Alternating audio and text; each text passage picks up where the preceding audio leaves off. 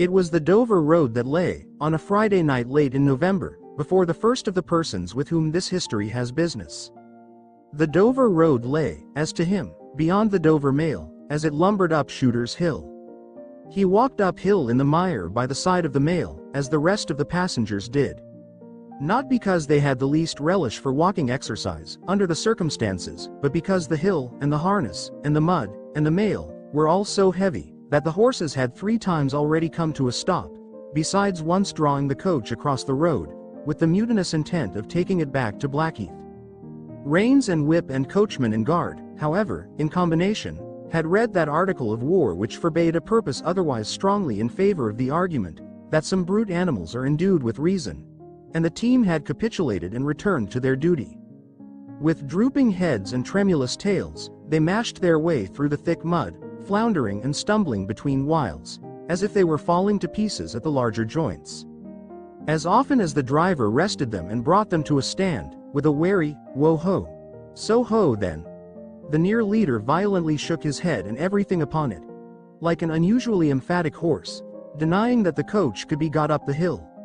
Whenever the leader made this rattle, the passenger started, as a nervous passenger might, and was disturbed in mind.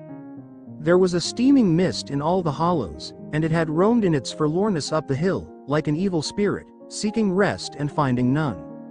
A clammy and intensely cold mist, it made its slow way through the air in ripples that visibly followed and overspread one another, as the waves of an unwholesome sea might do.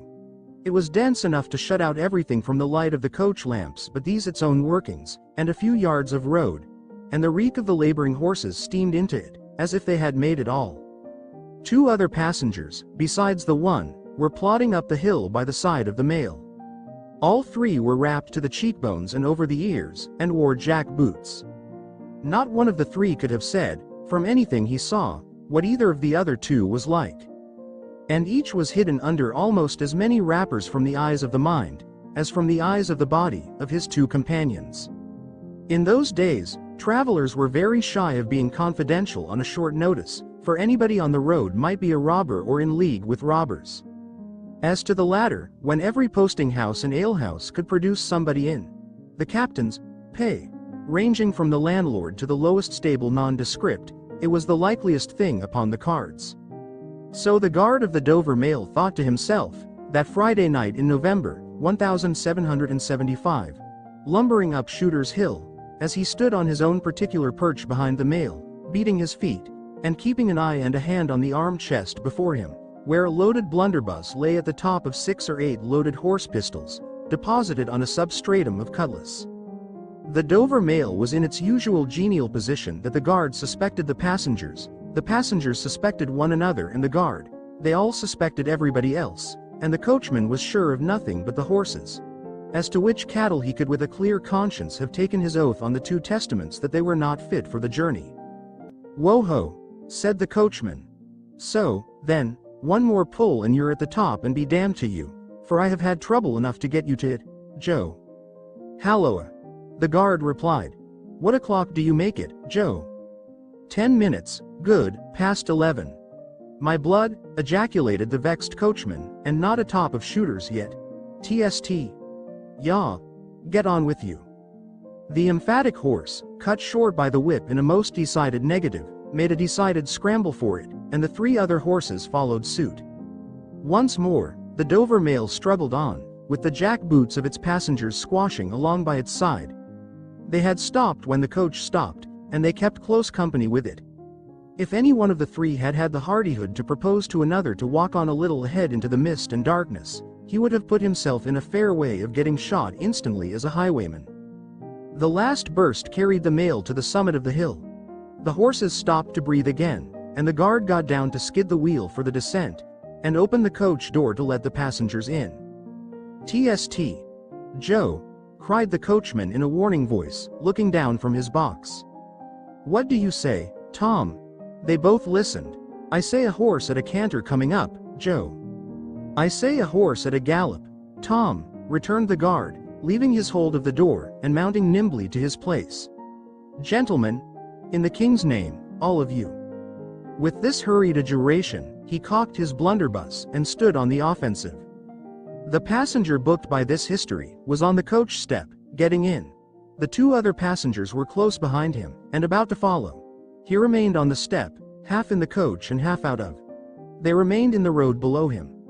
They all looked from the coachman to the guard, and from the guard to the coachman, and listened. The coachman looked back and the guard looked back, and even the emphatic leader pricked up his ears and looked back, without contradicting. The stillness consequent on the cessation of the rumbling and laboring of the coach, added to the stillness of the night, made it very quiet indeed.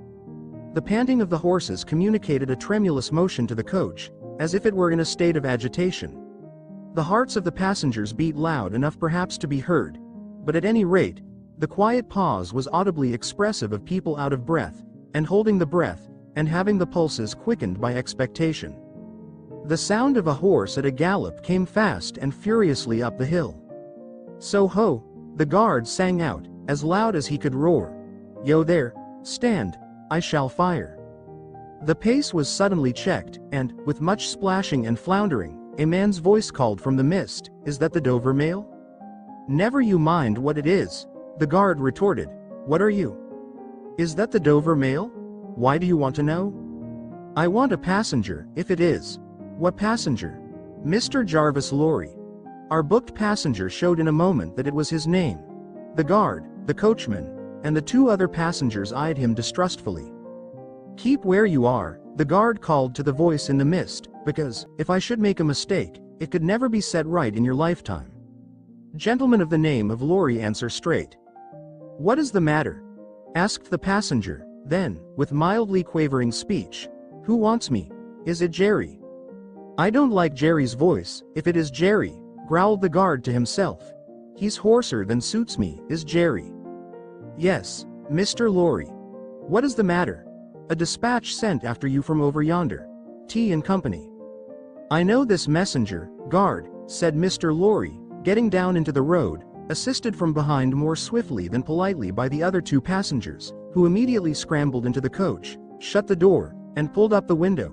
"He may come close. There's nothing wrong." "I hope there ain't, but I can't make so nation sure of that," said the guard, in gruff soliloquy. "Hello you." "Well, and hello you," said Jerry, more hoarsely than before.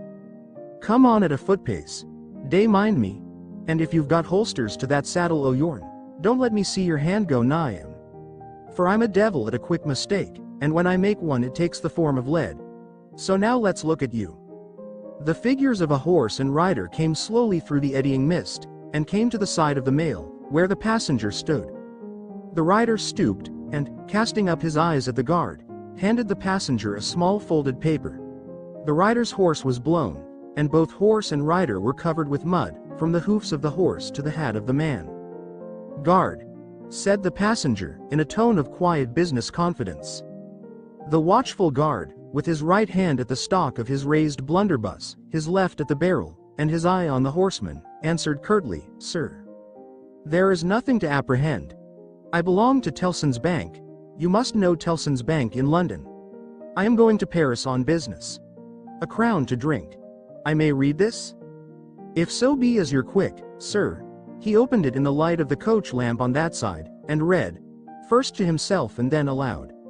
"Wait at Dover for Momselle. It's not long, you see, guard.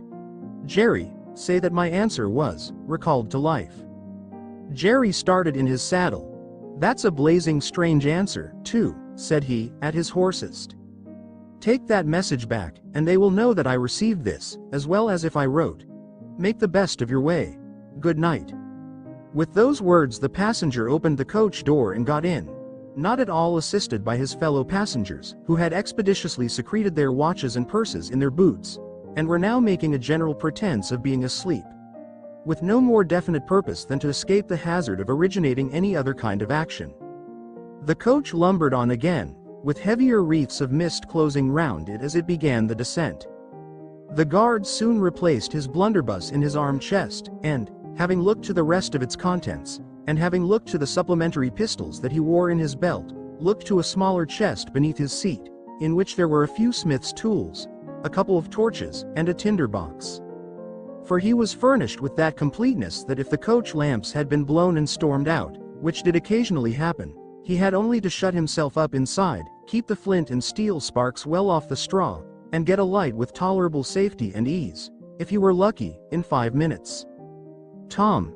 Softly over the coach roof. Hello, Joe. Did you hear the message?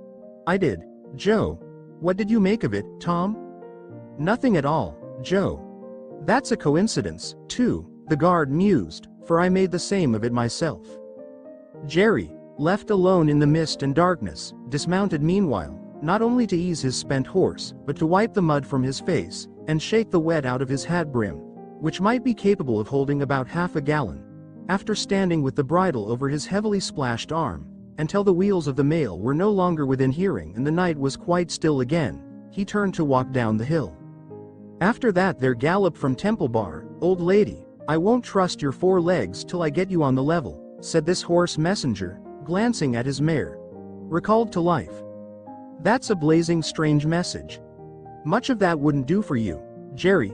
I say, Jerry. You'd be in a blazing bad way, if recalling to life was to come into fashion, Jerry.